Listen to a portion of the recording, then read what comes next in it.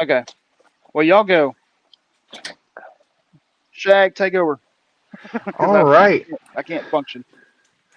All right. Well, hey, so we've got the Jay Nicholas here with us today, and we're going to pick his brain a little bit. What I know about you, the Jay Nicholas, is that you are a world-class questions guy on Twitter and that you are a flourishing author. How many books are you up to now? And where can we find those?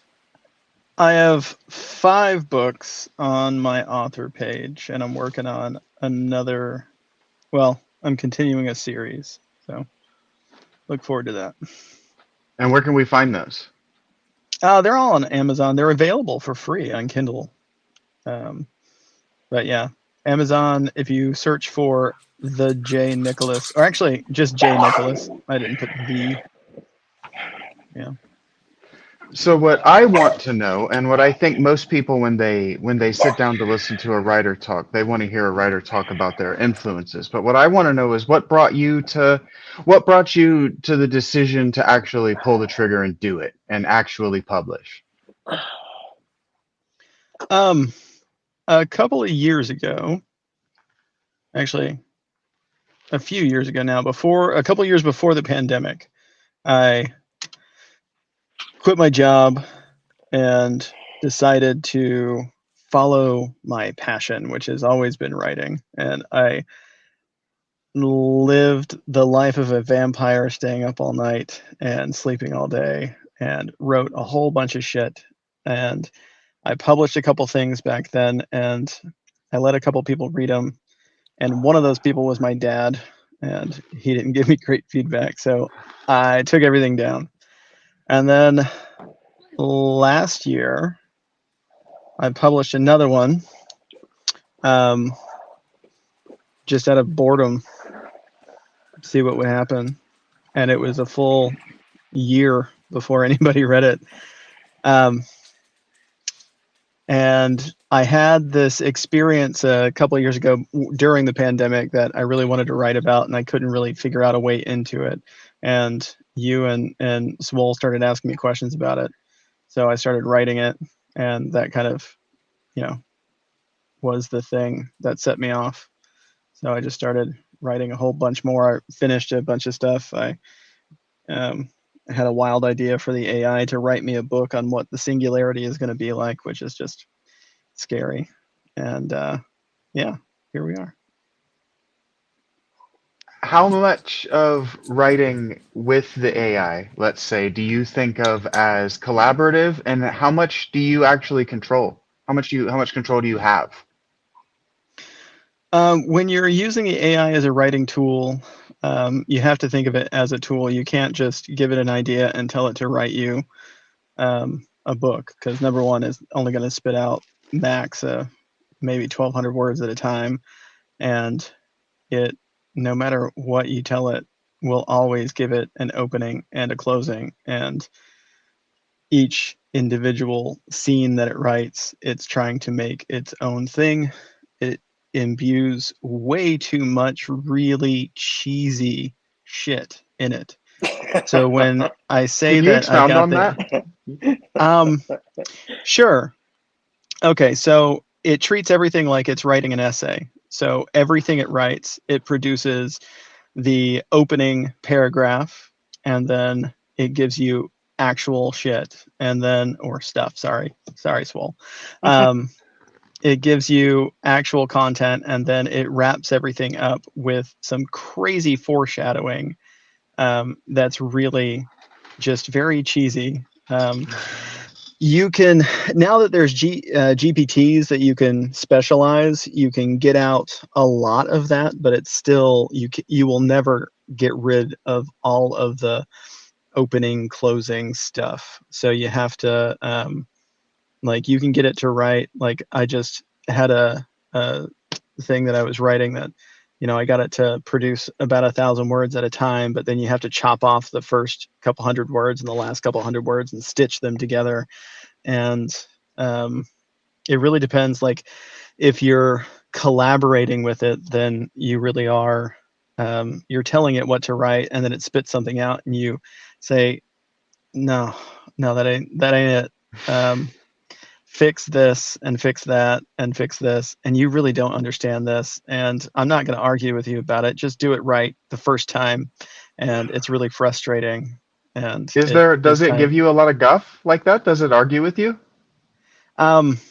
It argues with you in the most passive aggressive way possible. It just says, oh, I'm sorry if I'm not doing it right. I guess you can, try again. Like, If okay. you just want somebody to like read your stuff and tell you it sucks, I'll be glad to do that for free. I mean, I don't have a problem with that. I mean, if you have Kindle, you can read it right now and tell me it Yeah, sucks. I That's can fine. bag on your Yeah. stuff. I can bag on your stuff all day long. I do it anyway, and I've never read any of it. So I mean, Well, let's do that. Let me show you where you can get this at. hobos You probably. got your hobos.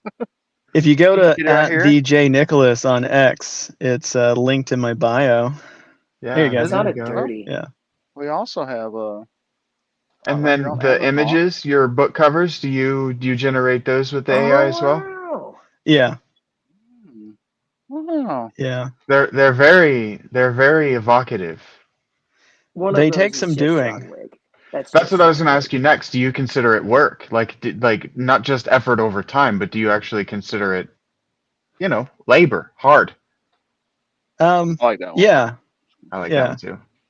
It's a challenge to, number one, with the with the writing, it's a lot of work, and I swear it's probably easier just to write the damn thing myself. Like, I don't understand why you don't. I was getting to that part. well, the stuff that I wrote with the AI, the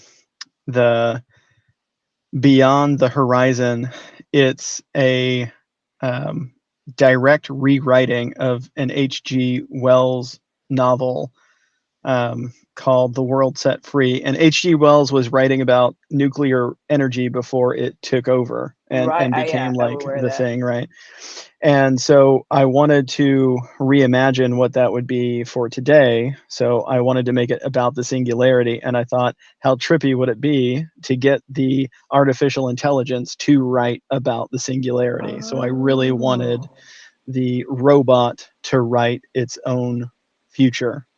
And so From a that creative was, writing standpoint, that's really hard to do though. So you find that the AI is actually pretty proficient?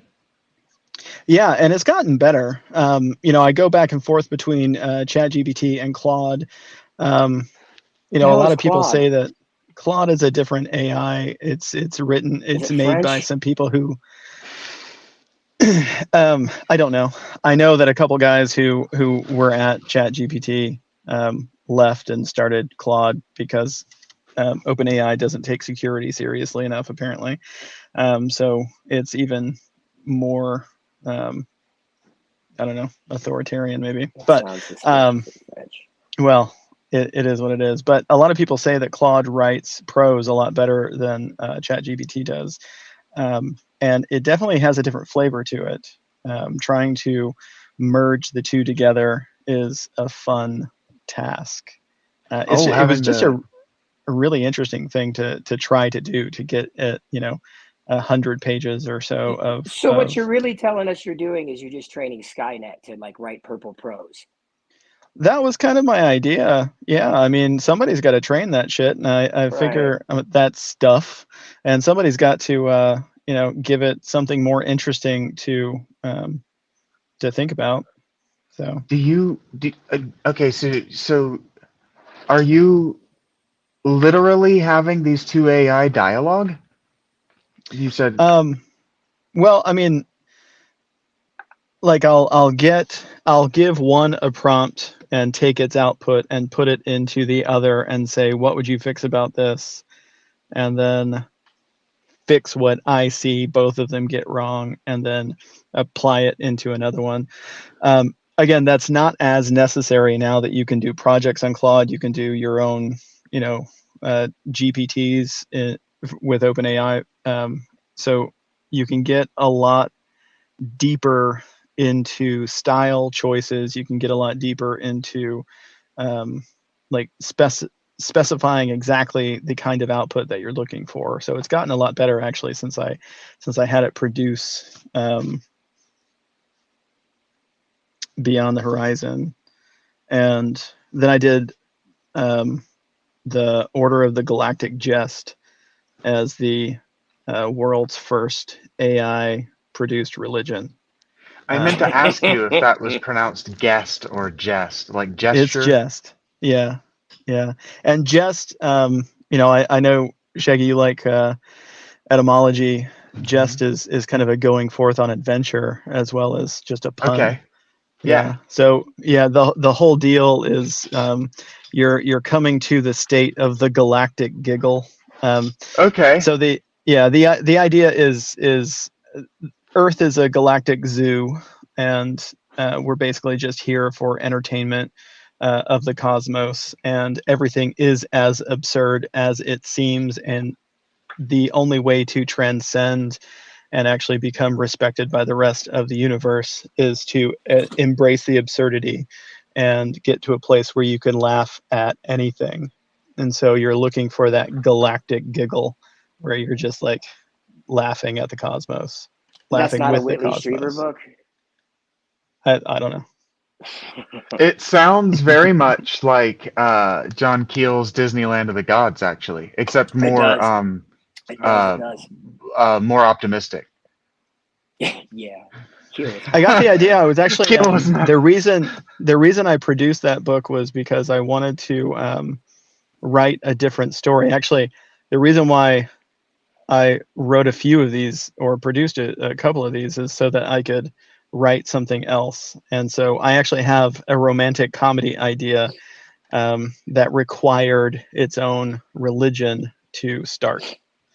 To actually get into the story, it required its own little religion. And I was going to use the Church of the Subgenius as the basis for it. And I actually got pretty far into the story and realized like I should probably do a little bit more research on the Church of the Subgenius. And I started looking into it, and they fucking creep me out. They creep me out. Oh yeah. This For whole So not these are real cussing thing, people? as well as the Church of the Subgenius is a real thing. Bob Dobbs smoking his pipe and just being the prophet. It's absurdism basically, and So it's like a Dada cult? kind of, yeah. A bunch of those kind of religions, it grew out of, I forget what the Discordianism, I thought. Discordian, yeah, that's it. Yeah, it grew out of Discordianism. Discordianism, Yeah. and in the 70s and 80s, and we got the Hey, yeah, surprise guest. yeah. Hey, It so emerges. totally unrelated. Hello, hi. I've been kind of Hi. listening here and there. Has anybody seen my daughter's favorite toy and blankie? Because I can't find them, and I'm sure she's hidden them somewhere. Jay, please. Did you look under the sofa? Yes. Yeah, Okay. look under everything. I am Yeah, curious, Jay, how much creative control you have. Like, how much of the idea, the core idea, do you feed? Or how much do you find it and then tease it out? Well, let's see. For the Galactic Jest, I basically just told it that I needed a religion that was kind of based off of Bob Dobbs, but Okay. I wanted it to be as lighthearted as possible because it just otherwise creeps me out. Did it get racist really fast? It's I started doing a lot of like digging to see if I could find it, and I found like most of the websites and stuff related to the Subgenius look like they're from the late 90s, and they're still being updated, but they're being updated in a creepy way, and it makes it feel like I stumbled into a part of the dark web that I don't want to be on. Like Heaven's So Gate never stopped. That's what it sounds like. It's not even that, because it's not like they're actually worshiping anything except for the fact that everything is absurd and there are zero rules that you should be following as a Yeah, human it's being Fight if you Club. want to be absolutely free. And there's a lot of like, if you're not following any rules whatsoever, what the hell are you actually doing? And it just felt creepy. I don't know. So I decided I just told the AI to write one for me, to create one for me, and it did. And I was like, oh, well, this is pretty amazing. So I made it flesh it all out and had to go back through and make it not sound like a robot. And then yeah, so that's where the galactic jest came from. And so for that one, I let the robot do pretty much all of the stuff. Like I went through and I changed a little bit of the way that it spoke about the religion, but as far as the content goes, it's pretty much all AI generated. And with the other one, with Beyond the Horizon, I actually realized that um, plagiarism is cool as long as it's pre 1917, and so Actually, yeah. I picked a story and rolled with it. It took some doing to figure out exactly how to translate, because I mean I basically took um, the World Set Free as a template, and it's got 5 parts, so I made 5 parts. It's got um, the type of things that happen is exactly the same. It's just um, like the overall flow of the story is pretty much the same, but it's like a different thing is happening, so it's got a different flavor to it. Um, and then I had to adjust the ending, because the ending for H.G. Wells is always this happy kind of this happy ending kind of thing, where it's kind of hinting towards a happy socialist utopia. And so I had to morph that a little bit for the end of the Singularity. um, yeah.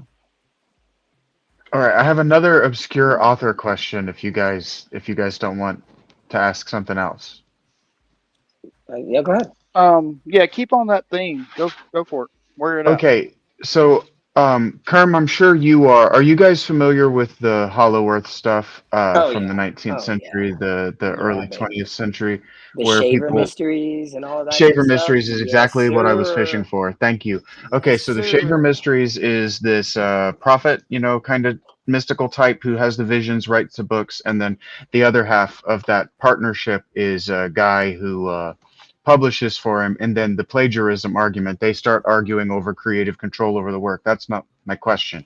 My question is, do you ever think about whether what your role with the AI is creatively, like whether you're kind of like Shaver's producer or editor for the AI, or whether it is a tool, like And a will this the diff. robot sue you for rights later? Yeah, that's kind of where I'm wondering. Can the robot sue Yeah. you for I think that's rights? what he's. I think that's what Cujo's trying to get to here. Yeah, that's where I was going. Yeah. Thank you, Kerm. Yeah. Yeah. No problem. Yeah. I hadn't really thought about getting sued by the robot, but that would be kind of funny, and I would make a YouTube special on it. There was another one Oh that I yeah. was going to. That would be a Netflix special. Come on. Yeah, that would be pretty Be pretty good. amazing. I do think and talk about using the AI as there's 2 ways to do it. So like the books that I made with the AI, I talk about it as being the producer, because I am editing it more than actually writing it. Um, the other way to use the AI is to brainstorm and kind of chase down details of the nugget of an idea that I already have. So I have this series called Haven and Compulsion and Walled Garden. Those are essentially dreams that I had the skeleton to, and I use the AI to flesh out Mm. the outline, because I'm writers. I don't know how much you guys participate in the writing community, but we talk a lot about being a plotter or a pantser, and a Yeah. plotter will actually go Oh, through what? and Wait, what? it Plotter? makes plotter Okay. or pantser. Answer. Cancer. Yeah, so I'll explain. So a plotter Holy shit. plots out the entire story. A pantser flies by the seat of your pants. So you have no idea what's actually coming. You just write wherever the story So none of takes you you. writers could have used a real word. You Man, just had to use Panzer. pantser. Gee, flat Earth, baby Jesus, people. All right, Pants. continue. Pants. Answer. Seat of the pants. Sure, sure, sure. Yes. Yeah, anyway, okay. So I hate plotting. So I use the AI as a plotting tool to figure out where the story is going to go. And then like use it to help me flesh out some details, to give me some options of possibilities. And one of the fun things about using it as a tool, getting the overall skeletal structure of a story, it does okay in, because that's its thing. But getting it to actually write details, it it it sounds like a robot wrote it most of the time. So you kind of have to go through and um, just use it basically to figure out what you don't want, which is an interesting thing to So do, you are because it'll a give you. hack, a fraud, and a robo pimp. Then is what you're really. That's what we're really just boiling it down to. I mean, I'm No, also a actually, writer. I have a I do perfect write. Oh yeah, that too. ability. I mean, you can write your way in and out of that. Yeah. Like, Well, yeah, I have a love it. very You're like the Andrew Tate of Isaac Asimov, and you remember that rumor Yeah, about there you go. Asimov where he had little people chained to his and was cranking out his books. You're like the Andrew Tate of that now with robots. what I I don't he's know mean, if doing. that's. legal. I What think he's We doing it's is never. more. I mean, I don't. We don't really discuss a whole lot about what's legal around here. Like, I think we're all past that. Hey, we got a special guest, and I don't know if he's paying attention or not. I'm gonna try to throw him up again. He had a Is bunch it of the music going general on in the dude? background. It's the general man. Hell All right. yeah! Well, Yeah, it if was you can nice. hear It was me, nice to talk to General, you guys. Uh,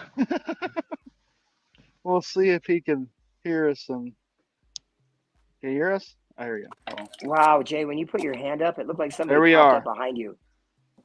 Yeah, it was really. I thought you were Hey, about to nice. die on September film. 18th guy. That You better be there? your hand. Okay. Well, he's not there. So All right, but continue. Like, I didn't mean to continue. I'm interrupt. sorry. Go ahead. yeah, match. Um. I think Madge was trying Oh, to ask something. yeah. Go ahead, Madge. Well, kind of what I was saying is that in reference and in correlation to what you were just saying about what you're using AI to do and how he was calling you, I don't remember exactly what it was he just said that you were, because it didn't really. I was kind of. We were talking at the same time, so I wasn't listening because I was speaking. One Anyway, of so them go was ahead. RoboPimp. I really like that. I might put that in my Yeah, profile. no, I said a Yeah, hack, but a anyway, fraud, and a robo pip. Oh, and two of those aren't really an insult to any author. I've called every author I know a hack and a fraud, and they've said thank you. So oh, okay. yeah, none of everything was inbounds, dude. I was being nice. Well, Thanks, everything bro. here is in balance anyway. But anyway, what I was going to say was that he's metaphorically doing exactly what I just did. What I just did to get here, finally and comfortably with satisfaction and peace of mind, cleaned my entire living room, searching for my daughter's blankie and her favorite little plushie that she always goes to sleep with because those are her two favorite toys. And it wasn't in the living room. It wasn't under anything. It was nowhere. It was in the bathroom because she followed me into the bathroom and then she dropped them on the floor. And then I left the bathroom and then I closed the door. And then that's what happened.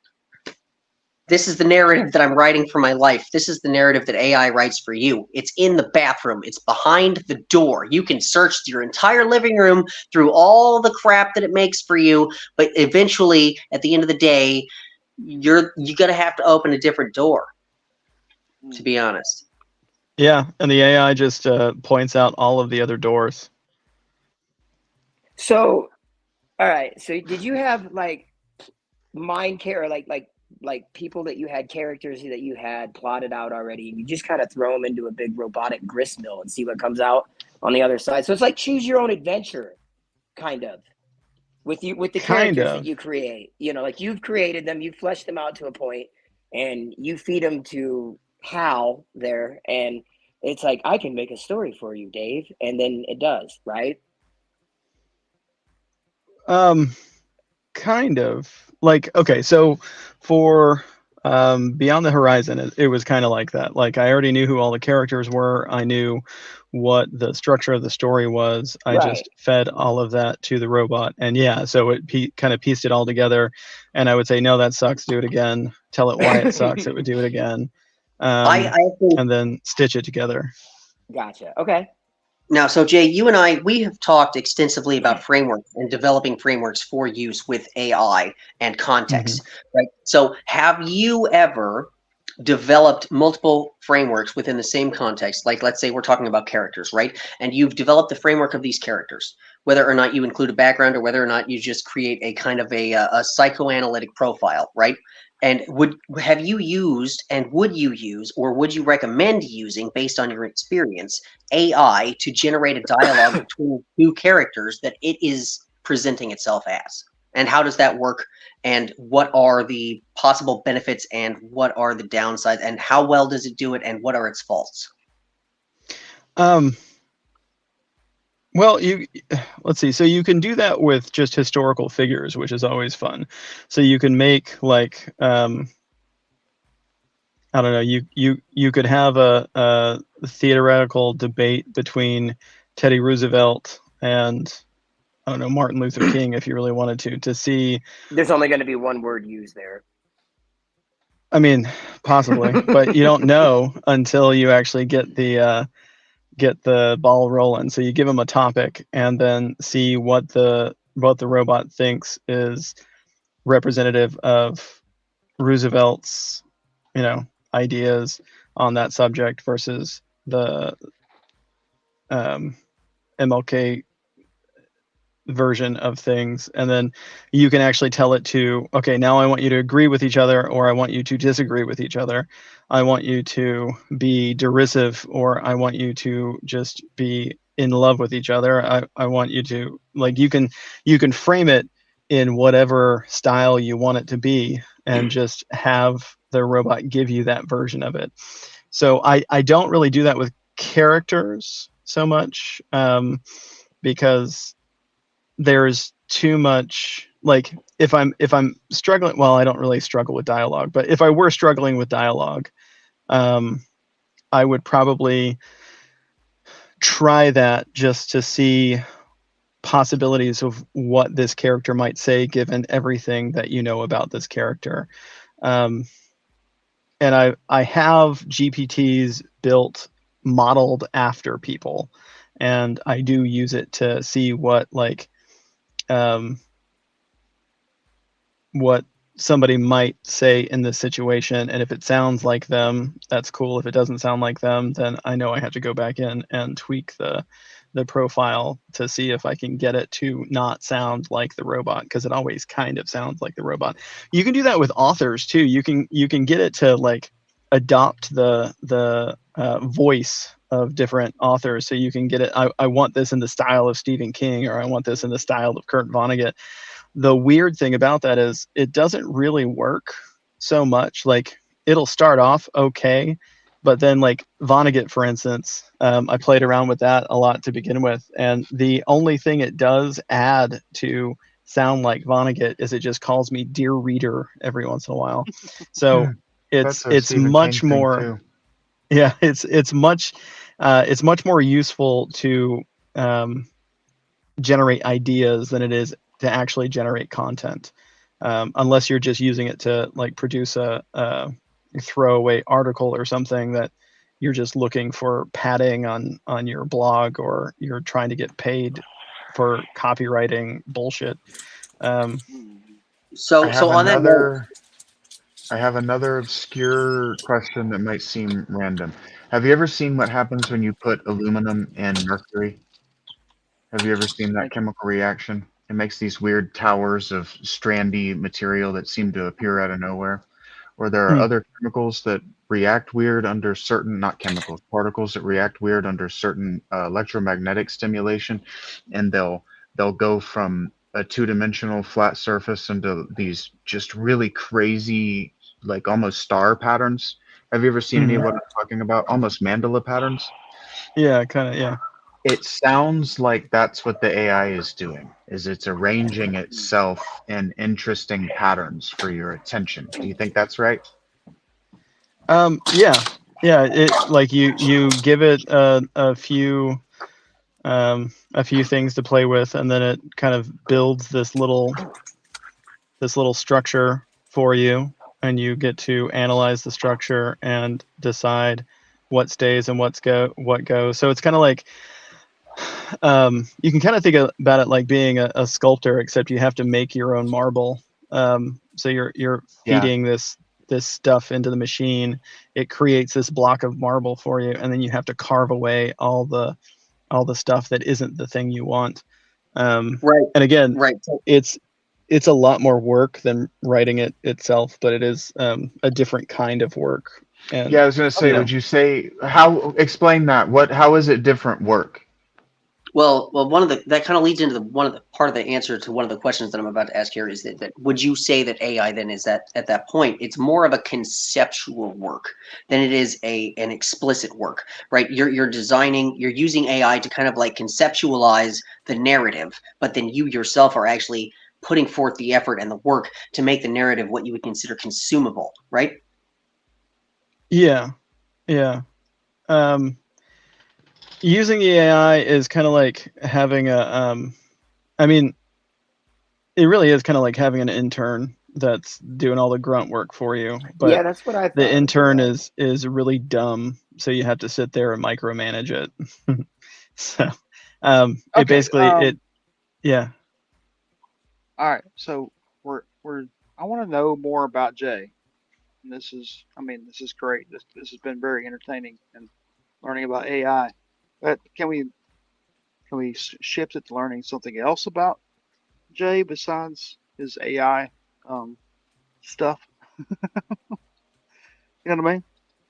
It's your show, man. What's up? Okay. Well, I mean, is that cool? I That's mean, it's cool a with great me. Yeah, yeah, it's fine. topic. Yeah. But Well, just you That's want what you I want know to about play? Jay. Like play it. well, Put I it mean, on.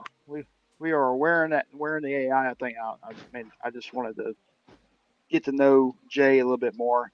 So That's just fair. kind of shift that from the AI thing. We'll actually come back and we'll actually do a whole thing on just AI because that's pretty awesome. But how about the barn?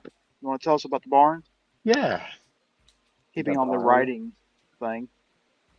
The barn. What is the Um, barn? the barn is the thing you build so that you can do other stuff.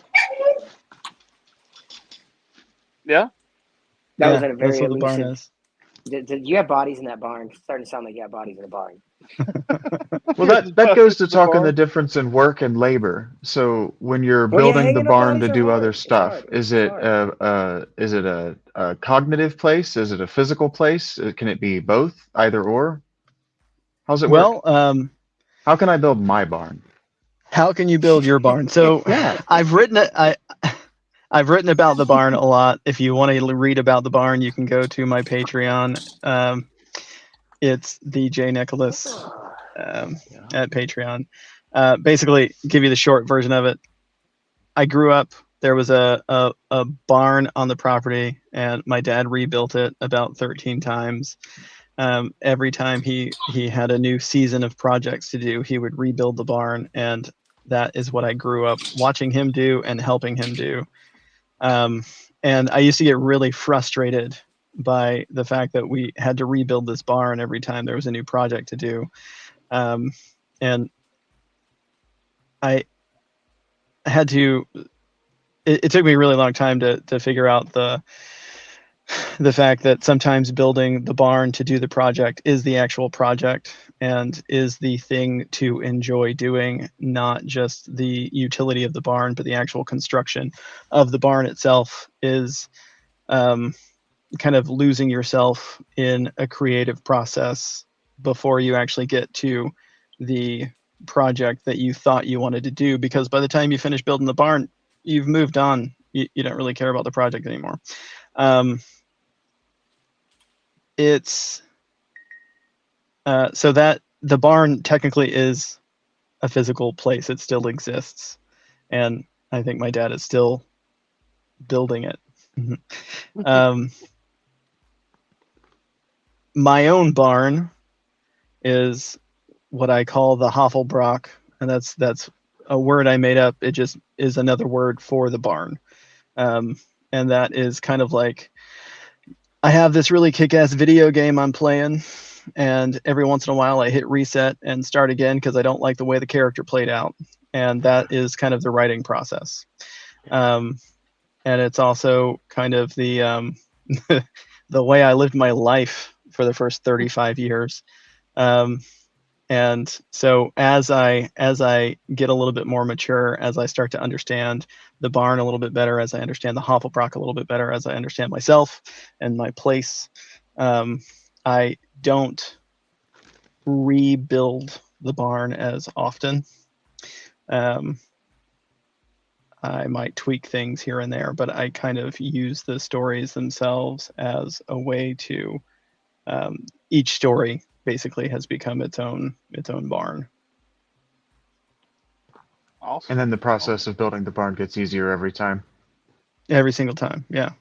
Well, would you say that in the process of building the barn so many times and coming to the manifestation of what you're calling the Hovelbrock, right? Would you say that in the beginning you were tearing the barn down to build a new one, and that maybe over time you stopped tearing the original barn down, and now you maybe just started tearing down a wall and adding on a section, and maybe you started tearing the roof off and adding another layer, and maybe or doing things like that, or how has the construction of the barn evolved over time as it's become the Hovelbrock and as you understand it?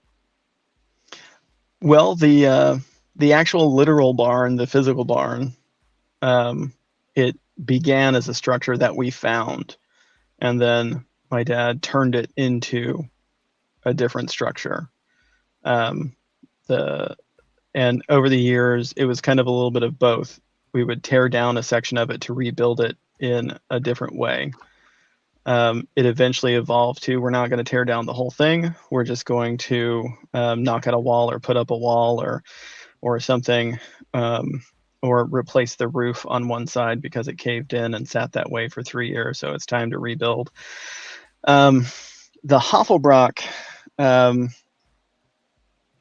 I used to like, I don't own anything that I wrote earlier than about 5 or 6 years ago, because I go through these like cycles of destroying the barn. I burn everything that I've written. So I don't have access to anything that I made for the first 36 years of my life. It's all gone. I burned it. And I don't do that anymore. I've done that a couple of So, times.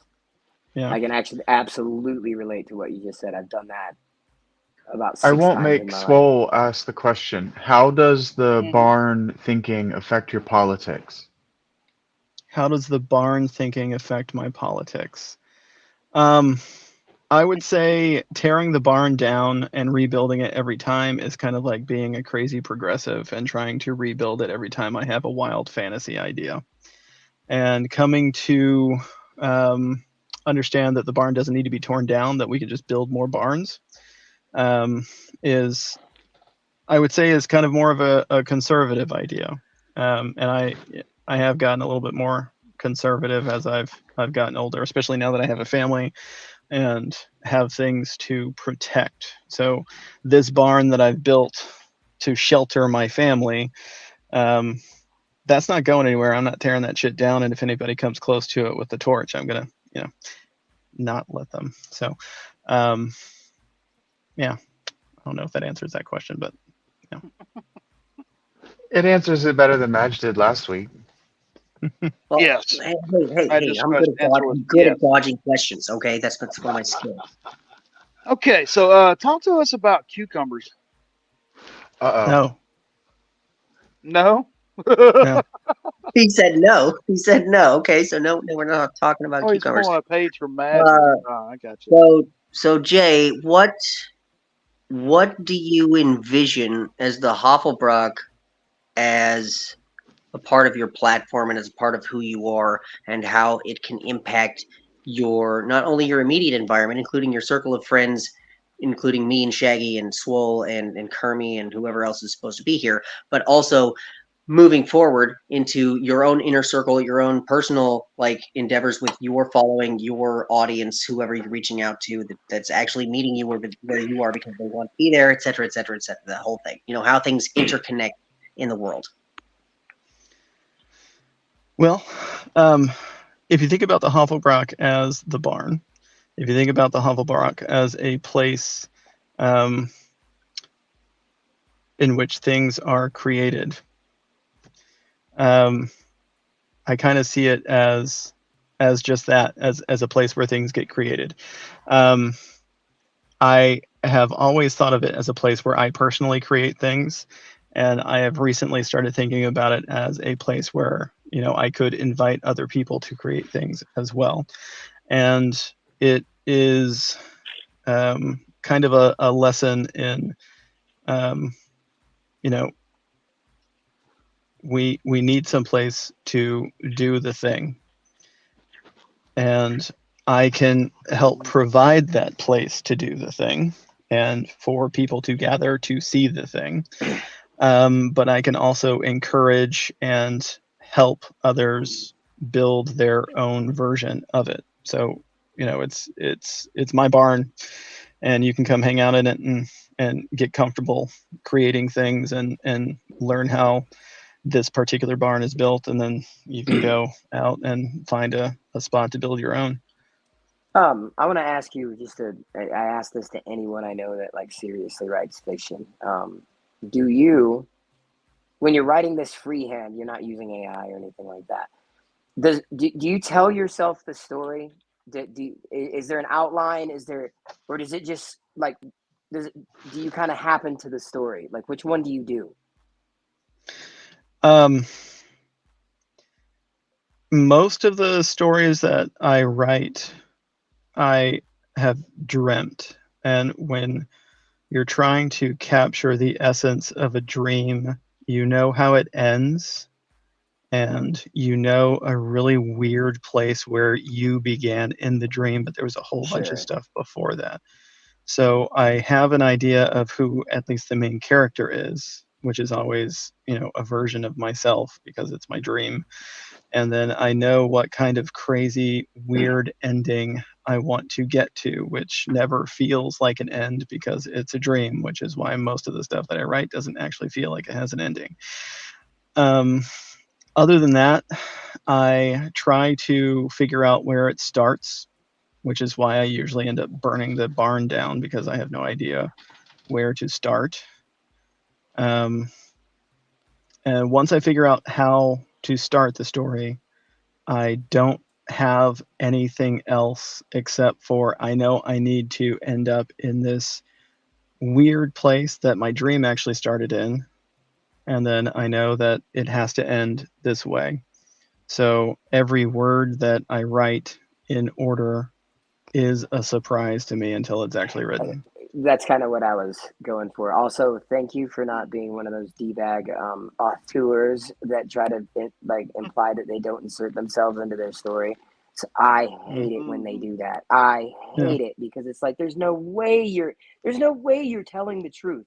There's no way you can create complex thoughts and motivations and just make them you're inserting yourself in there somewhere. I hate it when authors do that, and there's a bunch of them that do.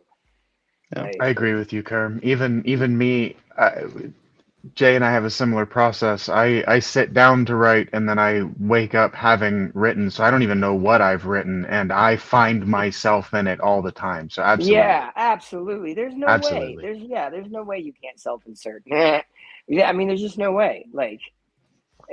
Yeah, I don't know how to get to authenticity without embodying the voice. So I can show you screenshots and stuff of all kinds of dickbag authors trying to claim that, and I don't understand what the goal there is. Like, what are you trying to? I mean, it's all over X. Yeah, it's all over X. People trying to. It's a really nerdy form of virtue signaling, I think. Yeah, But what is it? it's I don't an impulse to scripture. understand what it is they're trying to virtue signal. that you're a schizo? What I mean, what is it? I No, don't that get it. you're the best storyteller. You don't have to Yeah. experience things in Oh, order to yeah, write the story in a way that is consumable by every single person. And that's why most books end up having exactly the same plot with different characters in it, sure. because it's formulaic and you're not actually digging into, like, you'll come up with all of these fun things that,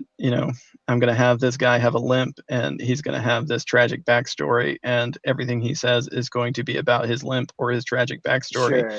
But that doesn't make authenticity. That doesn't make you actually feel viscerally the words as you read them. You are not embodying the character as you're reading it and Mhm. getting as confused as the character is. As the character. I think that we can all pretty much agree that AI is going to be at its scariest when we ask it to copy Plato, and it's like, nah, No no, Yeah. thanks. Yeah. When it no, just doesn't want to. Yeah, I think you're right though. no, When it's read it enough times that it's like, yeah. no, It's like, this isn't the why? way. Like, Well, why, you're bro? talking about Why? agency at that point. Agency is a difficult thing to consider because, well, even when you're talking about reading something and embodying the character Yeah. by inserting yourself, when you're talking about agency, okay, when you like Shaggy, when you say you write something and you go to sleep and you wake up and you don't remember having ever written it and you find yourself in it, what agency did you have, Kind of sounds like right? you roofied yourself, but I mean, I Right, often right. don't know. Yeah. Like when I go back to, so what I do is I write by hand and then I type it up. And when I often don't feel like I have the agency even to edit it. Like if I change any of these words, I've lost authenticity. I do see that. Yeah, it's hard to edit stuff when it just kind of is a surprise to you. Yeah. Like you go back and read it and it feels like someone else wrote it, and do you have like the authority to change what was happening in the moment? But I am a firm believer that words are hypnosis, like especially the written word is a form of Yeah, hypnosis. Like it when you are is. reading something, it is the words that are going into your head are often replacing your own thoughts, and that's Yeah. basically what hypnosis is. So if you are in the flow of writing something, and Shaggy is super prolific, like he'll crank out 30,000 words while I'm asleep. yeah, he And does. yeah, so I'm not Yeah. surprised to hear that it's a hypnotic trance that you're going Yeah. into, because Yeah. I He mean, gets his you're Kaczynski just on, dude. flowing. Like, Yeah. Well, that When kind of I begs the read question of writing Compulsion, too, it though. did that to me. It took me out of my body. It completely it put me in a completely different home that I lived in decades ago. It was wild. Well, which actually, that's a good question to redirect then and pivot towards Jay again, since we're supposed to be focusing on him today. Jay, have you ever gotten into a writing trance or a kind of a hypnotic state of expression where you found yourself so deeply involved in the narrative that you were producing that it became it just manifested on its own in a way that you would say that you don't necessarily remember writing these things? Like you said, you were surprised to read what you were reading, right? Yeah, On Fire was written in a 36-hour period that I don't really remember anything except crying the entire time. So, yeah. for real, you just sit there at your typewriter and cry? I'm asking. I'm not poking fun at all. Yeah. I'm not a Yeah, it writer at was all. On Fire is the way that I process some personal tragic stuff. Wow. Um, Okay. Oh, yeah. okay. That makes a lot more sense than you just weeping at like every word that you were writing. Yeah. Yeah. Okay. Well, I mean, there's something to be said for weeping. To be honest, that's a strong word right there. I mean, how many people do you actually know who can honestly say that they've truly wept? I mean, that's a strong word.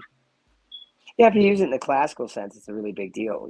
Like Alexander. If you some of the stuff you read especially in the Greek, it's just like, oh my God, Alexander, stop crying. Stop But crying so like, much. yeah, Yeah. like because he just talks about how much he wept, and it's just like, oh my God, who let the emo kid take over the world? Like, That's why I Right. don't This talk this about dude's some of sitting my there, writing he's has typing collecting it his up. I'm tears like in his just hands. breaking down in tears. I can't see the screen. I'm like, oh, I want to be done with this so bad, but I have to read it again because I can't see what I'm typing up. It can be Yes. very yeah, very overwhelming. Jay, I'm Yes. definitely gonna read all your stuff. You I will. should. I will compliment you with how you have a very even-handed way of dealing with the F-tards of Twitter. That you're a little bit more of a brushstroke, where I'm a big green hammer. And I've also seen you dip your feet into politics a little bit in a discussion, Yeah. and not you're very careful about which side you lean on without leaning on either side too hard. Does that make sense? Like you're able to Yeah, talk to a lot of different people about different things without goading them too much. Like you know, I mean, I call JD Vance a couch effer because, well, it's me, guys. That's what I do. But I right. just noticed that you're very fair-handed with how you deal with people on X, and it's not in that pandery way No, that it's not. most authors go about doing it, because they don't want Yeah. to piss off their base that they're talking to. Except for Stephen King, dude. He went full on. Let's agree he went full Bill Oh Cooper God. finally. He went like Lost his tidy Oh, mind. whities, dead by cops any day now. Like full on Bill mm. Cooper, baby. And it's even in his writing and his books now. It's terrible. I had to return one because it was so terrible. It's like, oh man. Um. Well, okay. So we covered a lot of writing. Yeah. What's your wildest adventure, Jay? My wildest adventure Hmm. You've had a lot of was, wild adventures, I hear. yeah, I've had a lot of wild adventures. Um, being married and having 2 kids under the age of 3 is a pretty wild adventure.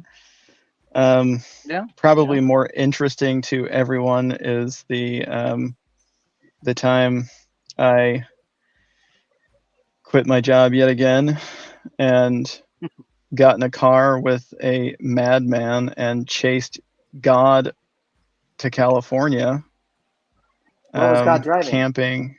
God wasn't driving. He was the spirit, and he was speaking through us.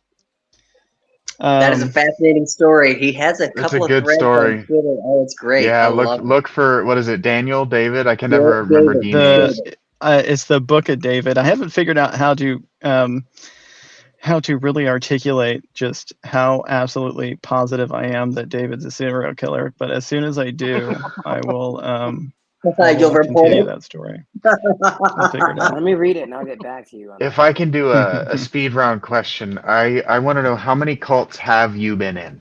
How many cults It's do not a How you many? cult. count having been in? It's not a cult. It's not a It's not a cult. It's not a cult. cult. It's It's It's not not a a Not a cult. cult. cult. Definitely, I'm not definitely not a allowed to cult. start or There's join cults. It's not a cult. and nor would we be in Yeah, one if we were. that's Yeah, right. no, it's That's not. right. I mean, it's fine. It's not a cult. Okay, so It's not a cult. excluding that one, how many do you count? Um, That would be zero, none. sir. Mind you, None. but Okay, Zero. I hey, Zero. you know. All right. I So I let's keep that speed round going too. all right. Keep that speed round going. I could talk about that for a really long time. So yeah, yeah, go on Yeah, to yeah, let's we something not could do else. we that. could have kept Yeah, we going. We got could have five kept Okay, minutes going for before like 4 minutes. bedtime. Jay, fruits or vegetables? Fruits or What's that? vegetables? Fruits or vegetables? Um, I don't know. Most things people call vegetables are fruit, so I'll say fruit. Perfect. Great Yeah, answer. that's What's your Correct true. favorite answer. one? That's true. What you got, Kermit? Huh? Best game you played What? this year? Uh, best game I've Yeah, played you were this talking year. about games. So I don't really play video games anymore. I thought you had mentioned earlier that you had been playing an Yeah, the interesting. barn Yeah. kind of is. I used to play a lot of Dungeons and Dragons video Oh, games. you were being all authory and whimsical and whatnot about the video game thing. Yeah. Okay. Well, You no, Well, I you had mean two that's how I kids. used to think about it. I used to play a lot of World of Warcraft too, and that's exactly what I would do. I would like Hmm. level up a Yeah. character, get bored, and start over again. So Mm-hmm. Oh, I've done that Okay. so many yeah, times. Oh, I just want to play a different class. I just want to play a different build. yeah. So what if I've got end game? I'm bored of this character. So what if All I've right. Let me mastered let, like let me get a redo. What's okay? And I got it. This I have to frame this just a little bit. What's the best single serving trash fiction that you've written? Mine's like, for instance, like the Dresden Files. Like it's not I almost don't read fiction at all, but when I do, I read the Dresden Files. You know what I mean? That's Like a it's great like, question. yeah, like what's your junk food? My junk food is Stephen Baxter. Oh, I know Um, that author. yeah, he worked at NASA. He writes Yes. sci-fi. Okay. Yeah. Okay, I've heard of the dude. Okay, cool. Yeah. He's got this Manifold series that I really love. So Manifold Space, Manifold Time, and I forget Okay. what the third one is because I don't remember. I didn't really like it a whole lot. It's either that or Orson Scott Card, the Ender's Game series is really good too. Cool. How about crypto? You trade What crypto? about it? By trade? Cardano. Cardano. Yeah. That's it. Cardano. ADA. Do it. Okay. Buy All it. right. Next. Who's your favorite Megan. author, like of all time? All-time favorite author. I thought you guys couldn't answer this. I thought none of you guys could answer this. I don't can't even really read. answer it. I Yeah, would no, I've say never heard Stephen an King, author- yeah. like Yeah. an No, early no Stephen more King. King. As long as we're not talking about the ends of books, Stephen King's Eddie way Dean of helped me get drawing sober. somebody in Yeah. is Stephen King's way of getting you amazing. to read 1,200, or Yeah. what am I trying to say? 1,200 pages and Yeah. not Yeah. and know the ending's going to be bad is masterful. Yeah. But Yeah. It's Yeah. amazing. Like he can't end the book to save his life, but No. But you're the just there for the first journey. three quarters. The journey is Yeah, that's you're there exactly for the right. journey. He's But, actually I mean, who taught me okay. not even to read last chapters. Yeah, the last chapter is pointless. Like Never. Under the Don't even. Dome Right. pissed me off. So bad. Like so bad. Like The first and the Just only the Stephen last- King, go the ahead. Dreamcatcher. The Dreamcatcher too, yeah. Yeah. No, man. I will always owe Stephen King a debt because Eddie Dean inspired me to get sober about 4 or 5 years ago. right on. So Yeah. Eddie Dean Yeah. will always be a big deal. You know what I mean? Like no matter he Yeah. can get as crazy Bill Cooper dead by the police and his tidy whities as he wants to get, but Stephen King's always going to be aces a little bit for me. You know, Yeah. like, Yeah. I owe him one. Like I would feed him some Oh. Jello when he starts to go like full Kevin Sorbo. You know, like All right. We just hit an hour. Anybody want to throw a couple real quick nonsensicals, or you want to wrap it up? read all this guy's stuff. He's not a d-bag. Yeah. Definitely. Yeah. Check out his page. Check out his stuff. I got everything linked in the comments or in the description for this video. So just go and check out everything he's got. I got everything he's got. I've actually got stuff that he deleted. He don't even have himself. I wish I could show it, but That Kindle won't sounded let me show it. creepy. Oh, cool. So Yeah, basically, I'm what not- he's saying is read all of his stuff, even if he is a d-bag. But he's totally not, Yeah. and it's not a cult. It's not not a It's not cult. a cult. It's It's not a cult. It's not a cult. But if you would like to follow us and join our No, not a it's cult. not a cult. organization, It's not a cult. We have a lot of fun on Twitter, though. We do. We do have lots of fun on Twitter. Yeah. So we're doing this every week. Next week we're going to take Kermie and put him in the hot seat, and see how his brain ticks a little bit. Can't wait. He's got to open with one of those voice modulators, though, so he sounds like he's on the run from the CIA with that picture. Look, I'm gonna tell you that I'm gonna make all kinds of promises about. Look, if you censoring don't some sound like language. Darth Vader before you sound like Alvin the Chipmunk, I'm gonna be mad. All right. Understood. And Understood. with this beautiful picture, I think we'll end it. Y'all want to go out with some music? Let's do it. All right, hit it. Let's see.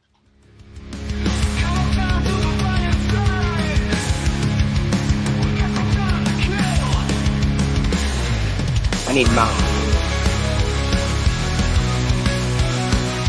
It's so good. So good. So good. I unironically like this. What? It's so catchy. If you sing this all week long. Come on down to the fireside. We got some time to kill. You need to give it more words. The fucking Come on music. down to the fireside. Yeah, we got to get it They're another hyping verse, this, huh? They're really hyping this fire thing Well, up in this song. Y'all the No. writers, write a song. I mean, come on. These are original lyrics from Shaggy Dog Philosopher. All right. Hey, look. I'm only half a writer, okay? Half a writer. I'm not even a full writer. Like, You're half a lot of stuff, but okay. All right. Jay's got to go to bed. You got to go to bed too, there, Madge. I love you guys. God bless. Love you Bye. too. It was great to talk to you guys. Thanks, everybody.